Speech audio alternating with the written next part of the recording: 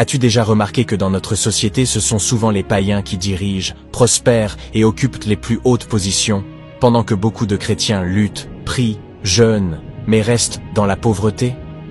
Pourquoi ceux qui ne connaissent pas Dieu semblent réussir, pendant que ceux qui chantent, dansent et vont à l'église chaque dimanche peinent à s'en sortir? Ce n'est pas un hasard.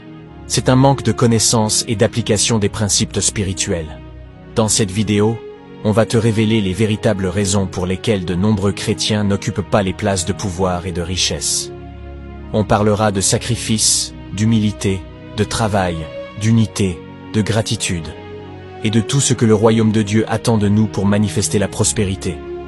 Et reste bien jusqu'à la fin, car ce que tu vas apprendre peut totalement changer ta vie.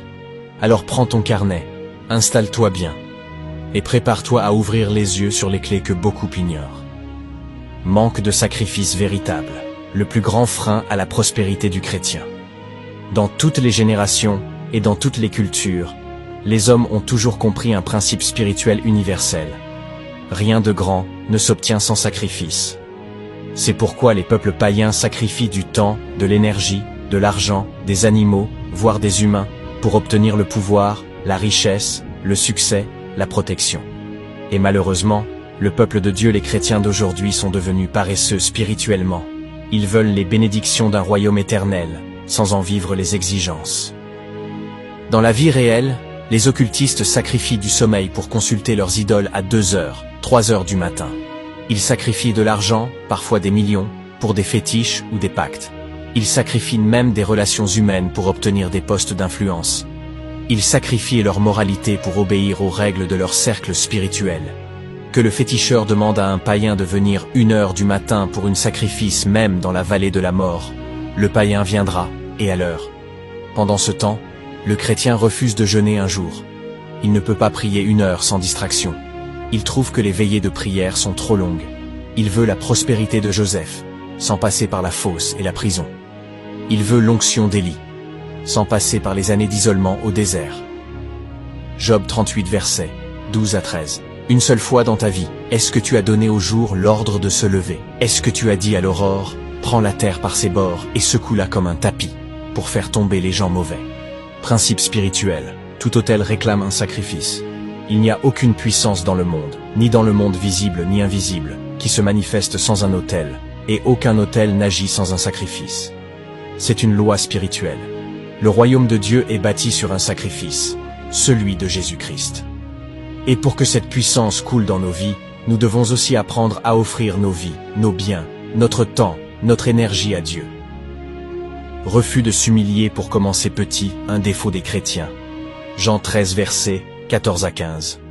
Si donc je vous ai lavé les pieds, moi le Seigneur et le Maître, vous devez aussi vous laver les pieds les uns aux autres.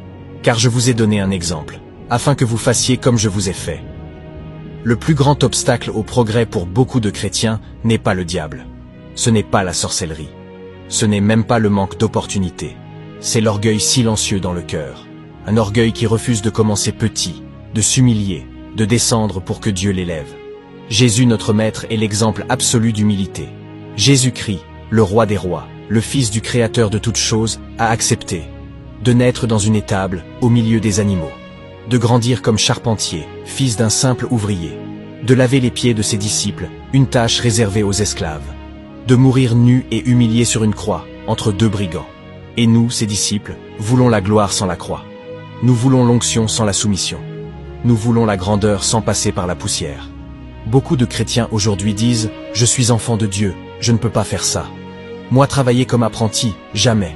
Nettoyer, vendre au marché, faire taxi-moto, c'est humiliant. Commencer un petit commerce? Je préfère attendre un miracle. » Mais Dieu ne bénit pas les rêveurs orgueilleux. Il bénit ceux qui acceptent de commencer avec rien et de lui faire confiance pas à pas. Le royaume de Dieu est bâti par des gens humbles. Zacharie 4, verset 10. Qui est-ce qui méprise le jour des petits commencements? Dans la Bible, tous ceux qui ont marqué leur génération ont commencé petits. David a commencé comme berger dans le secret avant de vaincre Goliath. Joseph a commencé comme esclave et prisonnier avant de devenir premier ministre. Ruth a commencé comme glaneuse dans les champs avant d'épouser Boaz. Mais aujourd'hui, les chrétiens veulent commencer directement au sommet. Ce n'est pas biblique. Ce n'est pas spirituel.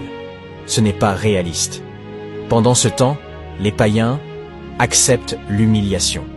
Tu verras des jeunes non-chrétiens commencer comme domestiques, être apprentis mécaniciens, vendre dans la rue, faire des tâches que les chrétiens trouvent indignes. Mais après 10 ans, ils deviennent patrons, importateurs, hommes d'affaires, leaders. Parce qu'ils ont semé dans l'humilité, ils récoltent dans l'honneur. Philippiens 2, versets 8 à 9. Il s'est humilié lui-même, se rendant obéissant jusqu'à la mort, même jusqu'à la mort de la croix. C'est pourquoi Dieu l'a souverainement élevé. Si tu refuses de t'abaisser, tu bloques Dieu dans son travail d'élévation. Car Dieu ne travaille qu'avec les cœurs brisés et humbles. Le vrai chrétien accepte de commencer petit, d'apprendre en servant, de laver les pieds des autres, de vivre des saisons difficiles avec foi et fidélité. Car il sait que Dieu élève ceux qui s'abaissent. Si c'est ton cas, faire cette petite prière et reprends-toi à partir d'aujourd'hui. Seigneur, brise en moi l'orgueil caché. Apprends-moi à accepter les petits commencements, à servir sans murmurer, à me soumettre à ton école d'humilité. Car je sais qu'à ton temps, tu m'élèveras. Au nom de Jésus. Amen. Spiritualité déséquilibrée sans discipline de travail.